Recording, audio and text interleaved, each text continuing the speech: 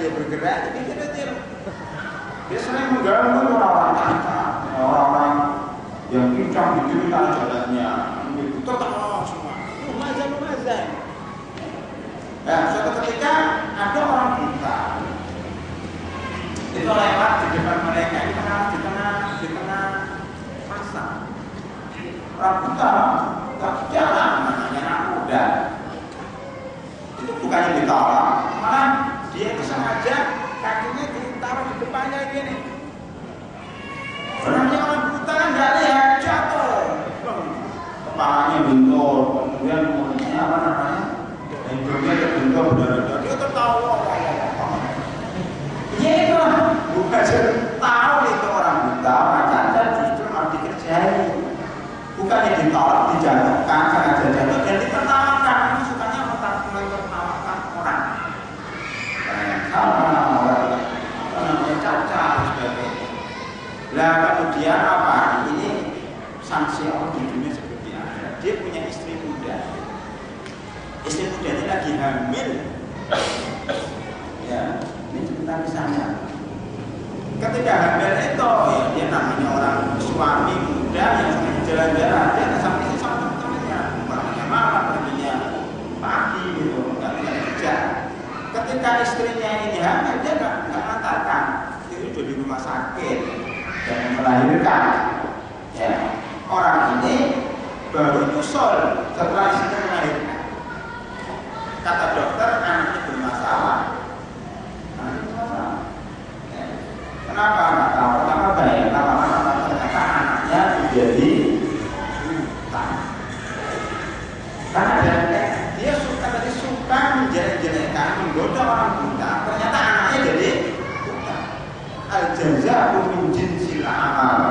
Ya, sanksi ganjaran itu sesuai dengan perbuatan suka menghina orang buta, anaknya jadi buta. Hukum karma. Setelah anaknya buta, ini orang yang tidak berpendidikan, tidak kenal dengan Allah Subhanahu Wa Taala, tidak pernah sholat Jumat, tapi anaknya itu untuk menjadi orang yang baik dan baik. Ya, dia tidak pernah sholat Jumat, sehari-hari tidak pernah sholat Jumat, tidak pernah sholat tilawah, koya-koya. Tapi anaknya boleh buta, selalu pergi sholat Jumat. Suatu ketika yang sering antar anaknya ini adalah kakaknya ya tidak ada, tapi suatu ketika kakaknya ini tidak ada, dia sendiri mau sholat Jumat, dia minta sama bapaknya, "Ma, kalau sekali-kali saya diantar sholat Jumat." Ada bapaknya, "Aku mau kondangan." Allah SWT menggerakkan hati bapaknya yang keras ini. Ya, udahlah, kasihan dia antar dia ke masjid. Baru selama hidupnya dia ke masjid, dan anak yang kita itu ambil Quran, dia hafal beberapa surat, dia kaget ternyata anak yang dia tidak pernah merhatikan, yang dia sepelekan, dia remehkan juga karena hasil perbuatan dia. Dia kaget kok hafal Quran, surat dia lupa. Dia menangis. Ketika anaknya baca itu dia menangis. Subhanallah, anak itu baru bercacat, ternyata berkah juga. Ya. Ternyata membuat taubat bapaknya yang hatinya keras banget. Ditausiai oleh ustaz siapapun juga nggak gerak. Ternyata dia taubat karena melihat anaknya yang kecil buta bisa baca Quran dan bisa hafal beberapa surat. Padahal dia sendiri nggak pernah baca. Ternyata hatinya menangis. Maka waktu itu dia nggak jadi kondangan, dia ikut sholat Jumat.